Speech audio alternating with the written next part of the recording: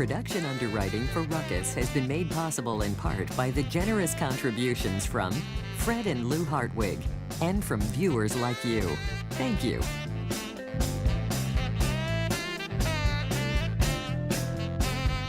That lively. Welcome to Ruckus, our weekly food for thought fight over the news of the day and the trends of the times.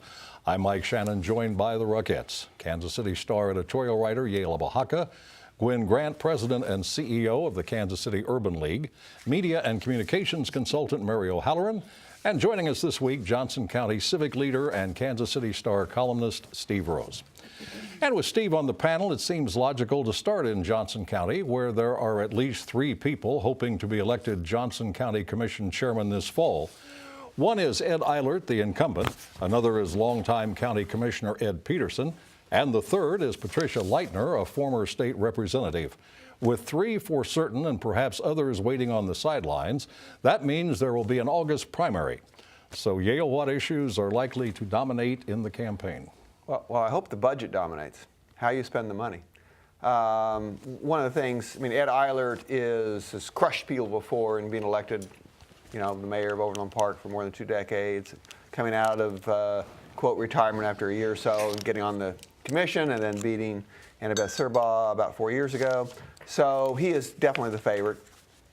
I think that his message is, I'm very conservative, I've watched your money, we have the lowest mill rate, blah, blah, blah.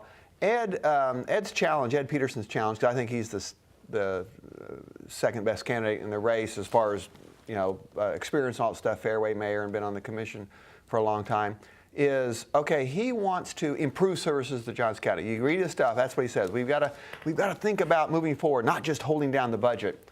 Well, his challenge is, all right, so are you talking about a tax increase? And I actually wrote something about, we could have higher taxes with Ed Peterson, and immediately wrote, I don't know about higher taxes. So, you get off the dime. If you're going to talk about it, you can have higher taxes. One quick thing, I went on, they had this JOCO budget simulator. Yeah, okay. And I went on it last night and plugged in some figures and said, well, hell yeah, I want better libraries, and heck yes, I want better parks. And at the end of the day, I'd raise the budget by like $6 million a year, and the taxes on my old house in Blue Jacket Drive went up like $12 a year. Well, I'd pay $12 a year for all these better services. So I think one of the key battles is going to be, where is Johnson County now in providing services, and has the hard right, the Pino Olathe and the hard right people in the exurbs, control things enough now that, well, we're okay with where we are, we're not going to take the next step and continue to be the best county in Kansas. Steve, what about Patricia Leitner? We know she ran for the U.S. House a few years ago. Yes, well, I think Patricia Leitner is going to run on something in the order of the culture of faith, because I think that's where she's coming from, and I think that's where her supporters are. Well, as a matter of fact, she was citing, I understand, her goals for being a commissioner and stopping tax increases, having an open government, promoting an open business climate, and fostering a culture of life. And I wondered, how does that play into what Johnson County commissioners do? Well, it doesn't play into it at all. But when you're having a primary election and there's a low turnout, and a lot of people who come out are religious conservatives, they will vote for her. She has her pro-life supporters, and they will hit that switch for her. And whether abortion or other social issues have anything to do with the county commission, which they don't, but she'll play that card. And also, my understanding is she's going to play the Obamacare card. That's what I'm hearing through the grapevine. Are there other names, other people who may run for that position? I think we've pretty much hit the road. Now, aren't you pretty much an Ed Eilert supporter from way back? Well, Ed and I go way back, and I happen to agree with most of the things that Ed Eilert has done and said over the years. I think he's been an excellent leader. I think everybody wishes he were a little bit more regional in his approach to things. That's where he and I differ a little bit. And that's a major issue, because I think Ed Peterson is more regional in his orientation, and that's going to be one of the issues. Mary Eilert is the second Johnson County Commission chairman. The first was Annabeth Serbaugh. What is the job of the chairman? What differentiates Ed from the other commissioner positions? Well, interesting you should ask that question after what Steve just said, because the idea of the reform of the reforms of 2000, as we say, was to move the county into the 21st century. by reforming the way the job is done internally, and also creating a chair that would be kind of like the mayor, or actually the mayor of Johnson County. And I think that fits into what Ed Peterson is talking about in opposition to Ed Eilert and Patricia Leitner. I mean, he really believes that in order to move forward, we have to stop pretending like the rest of the metro doesn't exist. Ed Eilert not only doesn't talk about regional questions, he talks about Johnson County as if it doesn't border any of the other All right, counties. we got to move on. Gwen, do you care who the chairman of the Johnson County Commission is? I guess that's a no. Okay, successful business operators give the public what it wants, but how do they find out? The folks who are buying the Metcalf South and 95 West shopping centers in Overland Park are doing what seems quite sensible. In 2 meetings, they are asking the public to give them advice. What should stay? What should go? What should the area look like? No matter what the public wants, it appears that nothing substantial will be done for a couple of years. So is this a great marketing idea? Ask the public what it wants, or is it just public relations writ large, Mary? Well, it could be both, you know, Mike. I mean, it doesn't have to be one or the other. It's always Is it important. both? Well, it could be. How do I know? We'll see what happens. It may just be that there are a lot of rumors out there in southern part of northern Johnson County about a Walmart coming, and they want to kind of Severe shortage of those in the greater Kansas City area. no. Now, that There's would not only- go where the mall is. That would go across the street Well, but there where are already Kmart was. there are already two Walmarts right next to this property, one north, one south. And then if you keep going, there's the Walmart that's eventually going to go in the Mission Gateway project. How many Walmarts can you stuff on? Oh, and the big Walmart at 115th. Well, Walmart notwithstanding, what do you think about the idea of Great. asking the Good. public, Always good what do idea. you want here? Always good idea. It was packed house, and people expressed, you know, leave my Red Lobster alone. Don't. However valuable Well, they that really is. said The leave, theater. Leave our theater Theater, yeah. alone. Leave the If they heard theater. anything at all, it was leave the Glenwood Arts Theater there. And do you agree? Oh, absolutely. I happen to be a Because you big go to fan the of the Glenwood theater. Theater. I do. They're not gonna There are open 3 small theaters, Yeah. and when you Yes. sit in the back row, it's like sitting in the front row at any other theater. If I sit in the back row and get in that last theater, you're I'll doing pick it. this. I'll Gwen, pick it if they want to close it. do you think we can assume now that indoor malls are a thing of the past?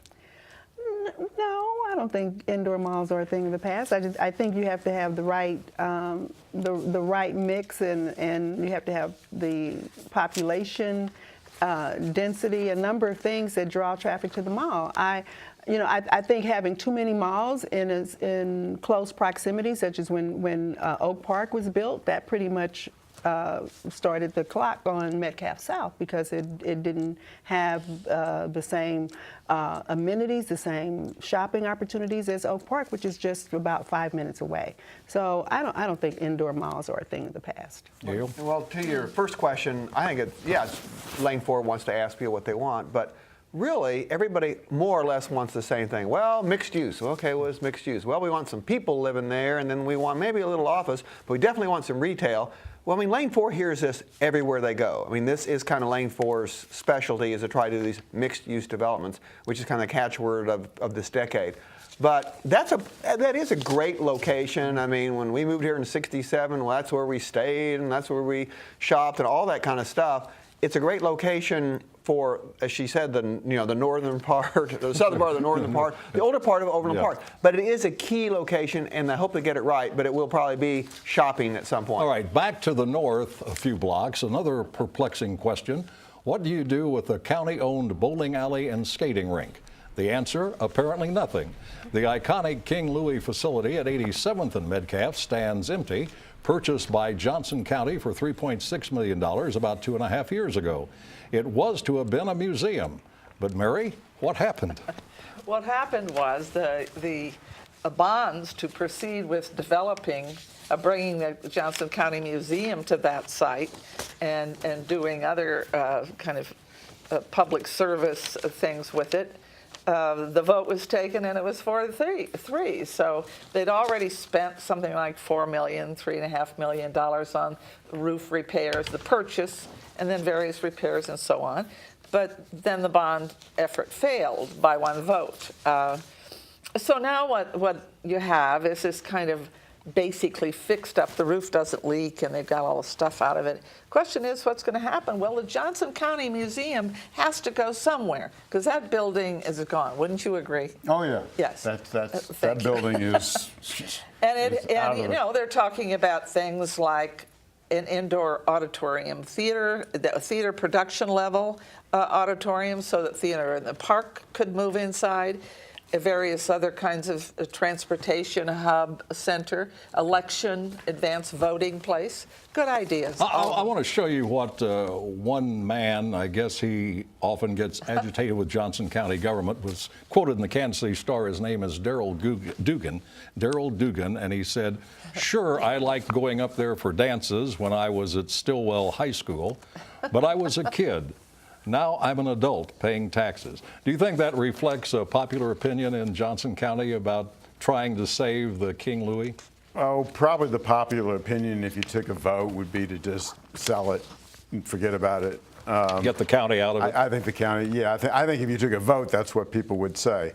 I think ultimately they will fund it and turn it into something. I think the commission vote will eventually turn to a majority to keep it. Ed Peterson, by the way, running against Ed Eilert, voted for it, so he can't make an issue about it in the campaign. He's very committed to bringing the library there. Right, and so the you don't museum really have a museum. clash in the chairs race over this iconic Got to move forward, institution. Steve. Yes, Right. we do have to move forward to our next topic.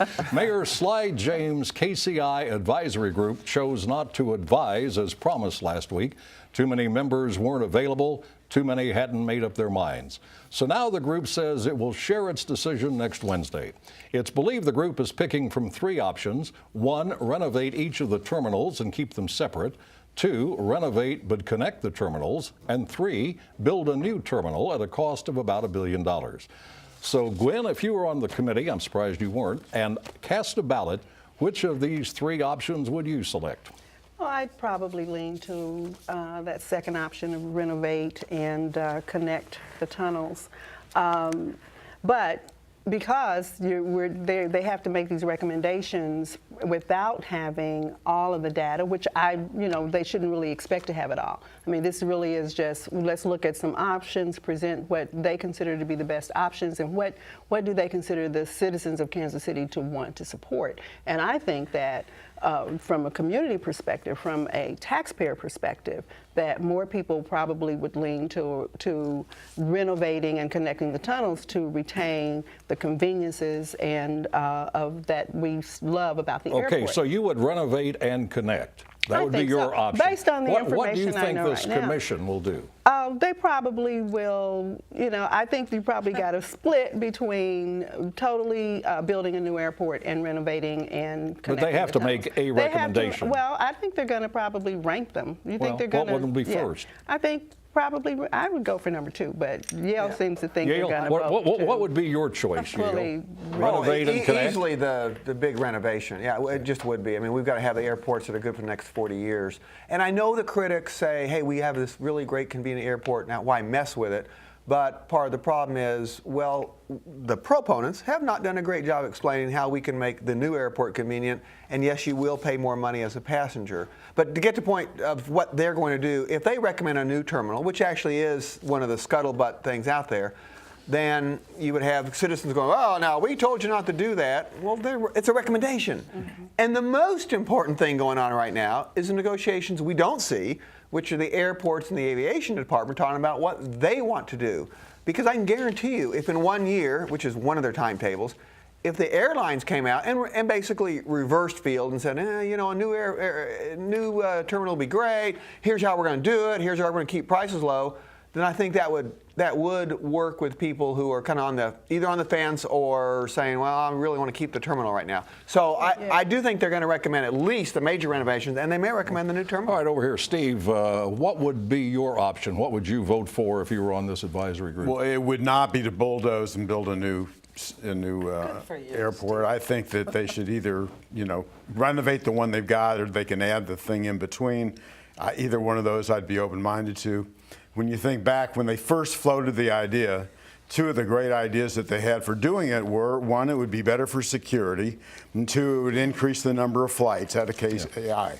Now we've seen, and the committee has heard that security would not be improved. If anything, it might actually be diminished.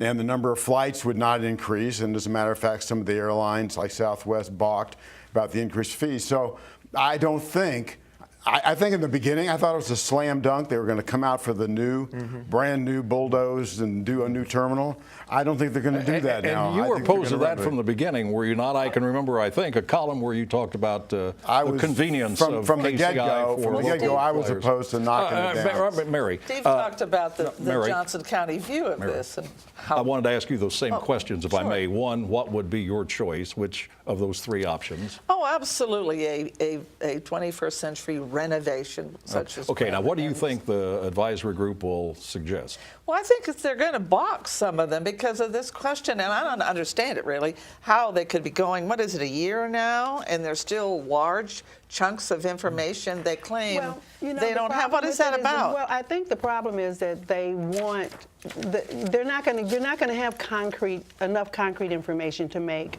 a firm decision at this point. And I think that what they're wanting is more financial data that really, to say Then why now, recommend anything why- now? Yeah, One would I mean, you've wonder. got Another to. thing, Mike, that we have a new airline in town. Yeah. What's it called? Spirit. So here's this, they claim this rickety old airport, and we have a brand new airline. And- Wants to well- come and pay the well, fees plus and there do all are the things. they hired consultants who gave them very specific information, and the information was basically aligned in build a new terminal. Because it was, well, you can spend hundreds of millions of dollars to do X, which is get you to 30, 40%, or you can spend the billion and get 100% of the problem solved. So I think a lot of people are going to look at that, your concerns notwithstanding, Steve, and they are legitimate, some of them are legitimate. I think they're going to look at that and go, well, yeah, maybe we should bite the whole apple and do it, and they really have an airport for 40 years. Let me So wrap we'll this see. up by asking you, Yale, about your call for Mark Van Lowe, the city's aviation Is he director, gone yet? to resign. That was my question to you. Is he gone yet? He has not gone yet, but I continue to say that his lack of credibility would hurt any project going forward. Steve Rose's Sunday column begins with this statement: David and Charles Koch scare me to death. Steve is concerned that the Koch brothers are taking over the GOP in Kansas and nationwide by funneling millions of dollars into political campaigns. Steve is also fearful of the Kansas billionaire brothers' embrace of the libertarian political philosophy, defined this way by the Cato Institute. Liberty is the highest political end. There is a primacy of individual liberty and political freedom, and skepticism of governmental authority. Well, frankly, Steve, that sounds like something Ronald Reagan or the founding fathers might have said. Ronald Reagan, they would have nothing to do with Ronald Reagan. Ronald Reagan, during the time he was president, actually increased the size of government. He ran large deficits. I think he was a great president, but he certainly was not a libertarian by any stretch of the imagination. The Koch brothers stand for virtually no government, no regulations. They want it to be they want to turn the clock back to a time when maybe it never existed, because we always had some sort of government. And I just want to say quickly that some people who responded to my column said, what about George Soros? And I just want to say that George Soros does give a lot of money.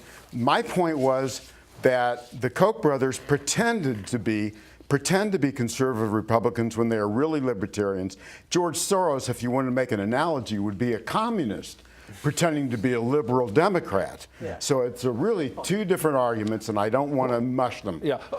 What would you say differentiates the libertarian philosophy from that of a conservative Republican? Level of government authority? Yes, I think it's just the libertarian is so extreme that when you have a libertarian on the ballot as a libertarian, they usually get 2 or 3 or 4% of the vote because people think that they're wacko.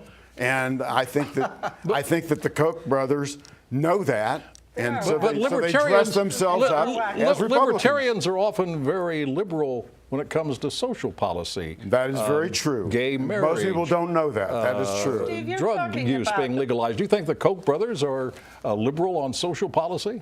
They don't talk a whole lot about that, so I don't know where they really stand on the social issues. Libertarians as a whole say, they're pro-choice, don't get involved in abortion, don't get involved in gay rights. and all those things the Steve, Republicans would have hives over. Steve, don't you think it's easier to understand the Koch brothers and what they're doing by looking at some of the things they're actually funding? I mean, it's fun to engage in a philosophical discussion of this, but it's not always that philosophical. It's ALEC. It's dramatic and radical. These people are as radical as anything we've seen The Cato in Institute America. they help fund. Do you think it's Well, radical? That's their philosophical branch. It's like the Jesuits in the Catholic Church. What do they fund that you find radical? Let's take one. All right. Sam Brownback this last week signed a bill that would take Medicare and Medicaid and all of those federal programs away from federal control, and 5 or 6 states would form a Mary, you got to compact. fix your microphone. They're having some problems. Turn your jacket around. Yeah, there you go. 5 or 6 states We wouldn't want to miss a word. would form a compact, and they would be free of federal control, and they could cut everybody's Medicare and Medicaid. That has to be approved by the Congress, and that's not Well, it going to would, happen. but that's a preposterous That's a proposal. provision in the Constitution that can That's be the done. kind of thing that they fund. All right, I want to turn to another column that you wrote that appeared on the 913, 913 section of the Star. I assume on Wednesday. I saw it on the website because in Kansas City, Kansas, even though we have the 913 area code, we don't get that Right. in the Star. And you were talking about the teacher tenure law in the state of Kansas, and you said the teachers in Johnson County were in a bit of a frenzy over this being worked up, concerned about it, and you talked to 3 superintendents in Johnson County, and they said this is much ado about really nothing. They said the impact of this tenure clause in the new legislation would have no impact on the schools in Johnson County because they're going to hold by and the policies that they've had in the past. You've had like 2 teachers in the last decade that have come up for any kind of appeal or hearing. They work with the educators. The ones who have problems, they continue to work with them until they get the picture. If they don't come around, and they usually leave the career. There's the fears that they're suddenly going to be fired because they say something about a student or grade them wrong. This is absolutely malarkey, and it's been fed to them by the union, and I think they're using it, and they're using it as a campaign tool for the upcoming election. Okay, I'm sorry, Mary, we got to move on. We have to turn now to Roast and Toast, where the Rockettes say yay or nay to people and events in the news. And we start with Mary. Well, since today is my birthday, I want to wish everybody a happy May Day out there, and I'm certainly starting off with a happy one. I want to toast the teachers, Steve, just picking up on what you said, who are going through a very difficult time now in both states. What great people, and in my own life, what a difference they've made. Can't imagine having had better teachers in my life. And by the way, I want to toast the fact that you have organized around the fact that you deserve to keep the rights that you've had for a protected profession since 1957 in Kansas. I want to toast the NBA Commissioner Daniel Silver and the NBA Players Association for the swift action that they took this week to repudiate, to penalize the owner of the Los Angeles Clippers for his racist, insidious, bigoted remarks. A lifetime ban from the NBA was an appropriate response.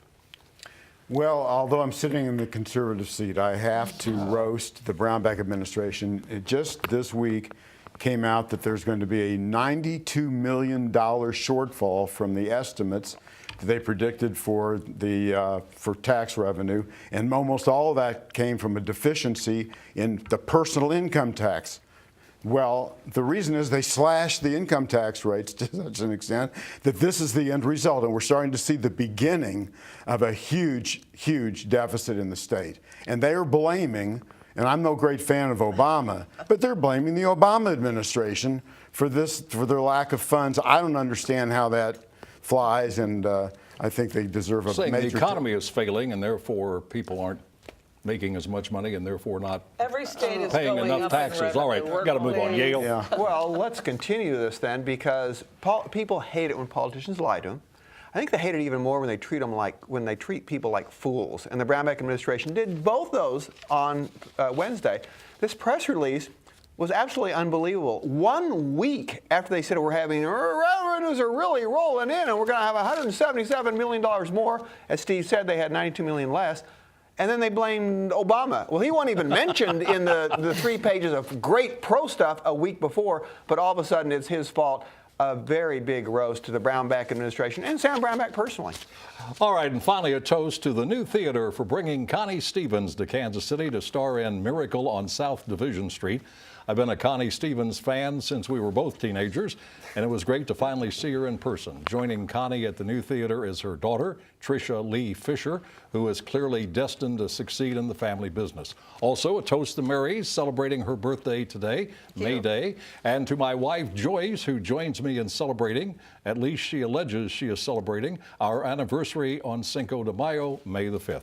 That's Ruckus for this week. Back next Thursday at 7:30. Now, on behalf of the Ruckettes and the crew, Mike Shannon saying thanks for watching and good night.